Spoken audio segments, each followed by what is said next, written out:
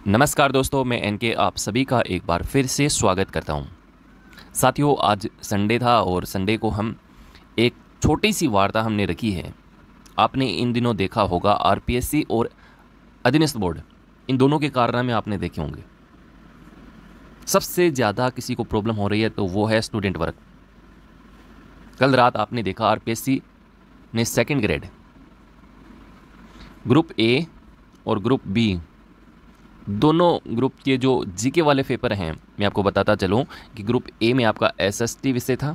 Group B के अंदर mostly आप देखें तो हिंदी हो गया, इंग्लिश हो गया, उर्दू हो गया। इन विषयों के जो पहले पेपर थे, फर्स्ट पेपर थे, उनको निरस्त कर दिया।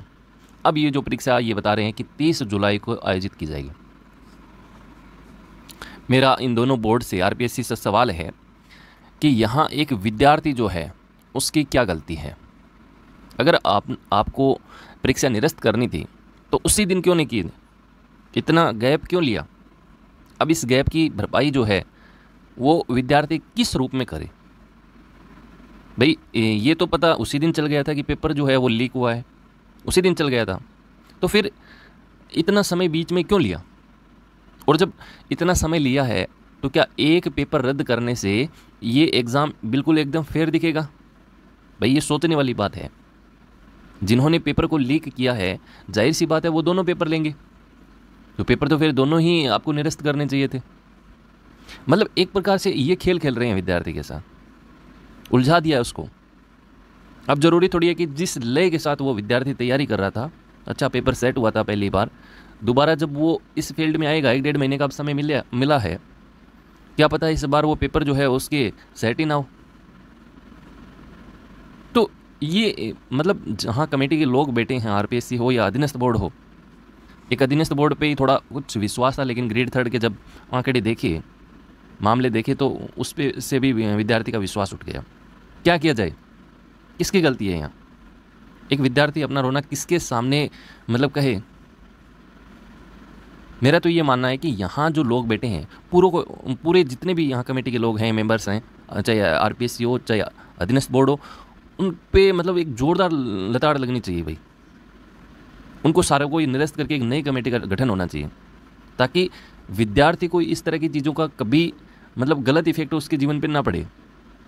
अब जिनका सेकंड ग्रेड में मान लो सिलेक्शन हो रहा था, अच्छी मेहनत करके कुछ सपने देख रहे थे अपने रिजल्ट के, उस पर क्या बीती होगी? तो मेरा तो आप सभी विद्यार्थियों से यही कहना है कि या तो हमें एकजुट होकर इन दोनों बोर्ड के खिलाफ, चाहे आपका एग्ज़ाम आपने इस आरपीएससी से दिया है या नहीं दिया है, लेकिन जब भी आगामी जो भर्तियां होंगी वो कहीं ना कहीं सामना तो आपका इससे होगा। तो आज ही एकजुट होके एक बड़े आंदोलन की हम शुरुआत करें, एक ठोस कदम उठाने पे विचार करें कि इस तरह से ये चीज़ें होनी चाहिए। इतना बड़ा हम राजस्थान के अंदर एक विचार लेके आए जिससे मतलब कोई पेपर अगर चोरी करना चाहिए तो उससे 100 बार उसमें सोचे, तब तो जाके एक विद्यार्थी अपनी तैयारी करे और उसका जो रिजल्ट वो परिणाम देखे, तब उसका मज़ा है, तैयारी करने का ही मज़ा है। वरना तो देखो, चाहे आरपीएससी हो चाहे अधीनस्थ बोर्ड हो, तैयारी करते रहो, परीक्षा जो होगी तो उसके लिए आंदोलन करो, फिर एग्ज़ाम होगा कि नहीं होगा, अगर बाद में रिजल्ट के लिए इंतज़ार करो, तो बहुत बड़ी पीड़ा है। अब इस पीड़ा का क्या इलाज किया जाए? एक बार सारे विद्यार्थी इस वीडियो को भी अच्छे से शेयर कीजिए अपने साथियों के साथ, कमेंट करिए कि हम एक बड़े आंदोलन की शुरुआत करें, तो हम सब लोग जो हैं वो साथ हैं। ट्विटर पे अभियान चलाएं, जो पत्र है, लेटर हैं, वो बोर्ड को लिखें, शिक्षा निदेशालय को लिखें, तो कहीं ना कहीं इस पर थोड़ा जो है वो विराम लगाया जा सकता है। अन्यथा देखो, आगामी भविष्य के में आने वाली वैकेंसीज़ के बारे में तैयारी भले ही करते रहो, लेकिन उम्मीद मत रखो। कट ऑफ 80% तक जा रही है नेगेटिव मार्किंग के पेपर में। प्रश्न को डिलीट किया जा रहा है, पहले प्रश्न जो है वो सही हो रहे हैं, फिर उनका आंसर चेंज किया जा रहा है, 6-6, 7-7 प्रश्नों को डिलीट किया जा रहा है। तो कहीं ना कहीं इस तरह की चीज़ें जब राजस्थान के अंदर होंगी तो एक विद्यार्थी का तैयारी से मतलब विश्वास ही उठ जाएगा। क्यों करेगा वो गवर्नमेंट की तैयारी? मेरा इस दोनों बोर्ड से सवाल है ये, क्या इसमें विद्यार्थी की कहाँ गलती है? और वो गलती कर रहा है तो उसकी भरपाई अब किस रूप में करे? और आपने ये कारनामे किए हैं, आपने इस तरह के नतीजे इन दोनों के सामने, बच्चों के सामने निकाले हैं, हम अच्छी भली भांति से देख रहे हैं। क्या करें हम? थोड़ा सा हमें विचार करने की ज़रूरत है। केवल हम पढ़ते रहें ये नहीं होगा। अब साथ साथ में हमें ये ध्यान रखना होगा कि हमारा एग्ज़ाम एकदम फेयर हो रहा है कि नहीं हो रहा है। जिस बोर्ड से हम ये परीक्षा आयोजित करवा रहे हैं, क्या वो बोर्ड इस परीक्षा को लेकर वास्तव में गंभीर है कि नहीं है, तब तो जाके मज़ा है।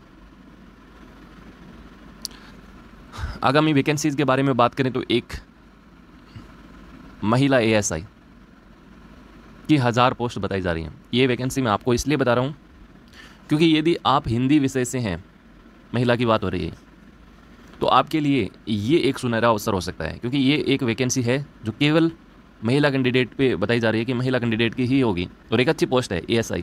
1000 पोस्ट कम नहीं होती। और इसमें आपका सिलेबस क्या रहता है, एक तो राजस्थान जी के और एक आपका हिंदी।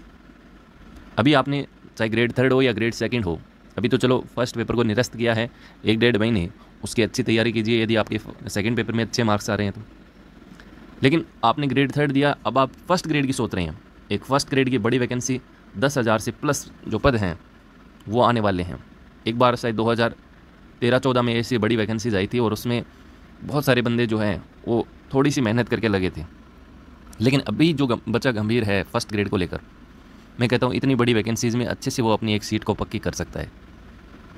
तो हिंदी विषय में उनके लिए जब महिला ASI की 1000 पोस्ट आ रही हैं, तो यदि वो इसकी तैयारी करते हैं तो कहीं ना कहीं फर्स्ट ग्रेड की जो तैयारी है वो अच्छे से हो सकती है। और ये तैयारी आप करेंगे तो ये जो समय है 2-2.5 महीने का, इसका आप अच्छे से फ़ायदा उठा सकते हैं। क्योंकि अभी आपने ग्रेड 3 दिया, उसके बाद आप सुस्त हो गए, आपने किताब को छुआ ही नहीं, तो वो कहीं ना कहीं चीज़ें जब चाहे हिंदी हो चाहे GK हो आप पढ़ेंगे तो वो माइंडली चीज़ें तो हैं वो रिकॉल हो पाएंगी। और जब आप फर्स्ट ग्रेड में आएंगे, अभी तो समय लगेगा, मुझे नहीं लगता कि फ़र्स्ट ग्रेड की अभी जो है फर्स्ट ग्रेड हो या कोई अन्य एग्ज़ाम हो, अभी एग्ज़ाम होंगे, 1 साल लगेगा पूरा, कंफर्म है। तो ये 2 बड़ी वैकेंसीज़ आप कहेंगे फर्स्ट ग्रेड और महिला ASI। महिलाओं के लिए ये अच्छी पोस्ट है इस समय, इसकी तैयारी करें। चाहे हिंदी विषय से हैं तो बहुत आपके सामने एक बड़ी अपॉर्चुनिटीज़ हम कहेंगे। लेकिन ये जो आंकड़े हमने आपके सामने बयां किए हैं, पेपर रद्द हो रहे हैं, इन पे एक विद्यार्थी को थोड़ा सा यहाँ पे चिंतन करना चाहिए। सारे विद्यार्थी जब मिलकर एक मुहिम चलाएंगे कि हमें इन बोर्ड के ख़िलाफ़ हमें आवाज़ उठानी है, तो कहीं ना कहीं थोड़ा सा असर हमें देखने को मिलेगा। अदरवाइज़ देखो, आज कटारा ने ये किया है, कल कोई और कटारा आएगा तो विद्यार्थी क्या करेगा, क्या करेगा। राजस्थान के अंदर भी एक ऐसा बोर्ड होना चाहिए जिस पे मतलब हम बच्चा एग्ज़ाम दे तो वो एकदम इस चीज़ के लिए वो आश्वस्त हो जाए कि हाँ, जिस हिसाब से मैंने तैयारी की है उस हिसाब से मुझे अंक मिलेंगे। मुझे एग्ज़ाम को अगर मुझे सीट लेनी है तो कहीं ना कहीं मेरी तैयारी दिखनी चाहिए, ऐसा नहीं कि किसी और के प्रभाव से जो है वो रुक जाए। और ये चाहे ग्रेड 3 हो या ग्रेड 2 हो, इसका बड़ा असर एक विद्यार्थी के सामने इन भर्तियों में देखने को मिला है। तो सारे विद्यार्थी इस जो हमने एक बात आपके सामने रखी है, इस पर थोड़ा सा आप चिंतन कीजिए।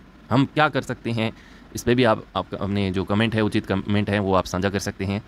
और ये एक मुहिम है जो जितने भी मेरे और साथी हैं बड़े प्लेटफॉर्म हैं, उनको भी इस तरह की चीज़ें जो हमें विद्यार्थी के सामने रखनी चाहिए।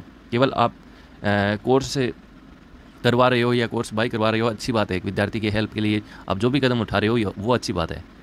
लेकिन एग्ज़ाम हमारा फेयर हो, बोर्ड हमारे अच्छे हों, तब जाके जो है इन चीज़ों का फ़ायदा एक विद्यार्थी को पूरा अच्छे से मिलता है। तो उस पर भी आप एक शब्द बोलिए, एक मुहिम चलवाइए, ताकि इन बोर्ड में बैठे जो अधिकारी हैं उनकी आंख खुले कि हाँ यार, ये विद्यार्थी हमारा इतना कुछ बिगाड़ सकते हैं। वरना तो देखो, इस तरह की चीज़ें चलती रहेंगी तो ना तो फिर कोई मतलब रहेगा तैयारी करने का। तो आज के इस वीडियो में सुपर संडे था, हमने 2 बातें रखी हैं एक चिंतन के रूप में, तो उन पे थोड़ा सा विचार कीजिएगा। तो आज के इस लेक्चर में इतना ही, फिर एक नई चर्चा के साथ आपसे रूबरू होंगे। आपका समय जाया हुआ उसके लिए माफ़ी चाहूँगा, पर कई बार ऐसी चीज़ें जब निकलती हैं तो कहीं ना कहीं आत्मा को ज़रूर शांति मिलती है। चाहे कोई भी विद्यार्थी हो, अगर एक ठोस कदम यहाँ उठाते हैं और उस पर यदि अमल किया जाता है तो सारे विद्यार्थियों को, आने वाली जब पीढ़ी होगी तो उसको एक मैसेज आएगा कि हाँ यार, उन्होंने ऐसा किया था तो ऐसा हुआ था। और जब हम करेंगे नहीं, कुछ करेंगे नहीं, तो क्या होगा फिर? ऐसे ही वो पेपर रद्द करेंगे, कभी पेपर का आंसर बदलेंगे, कभी क्वेश्चन को डिलीट करेंगे, तो ऐसे थोड़ी होगा। तो करिएगा थोड़ा चिंतन, और कमेंट भी करिएगा, इस वीडियो को भी शेयर कीजिएगा अपने साथियों के साथ। फिर एक नई चर्चा के साथ आपसे रूबरू होंगे, मिलते रहेंगे। Thank you so much, have a nice day.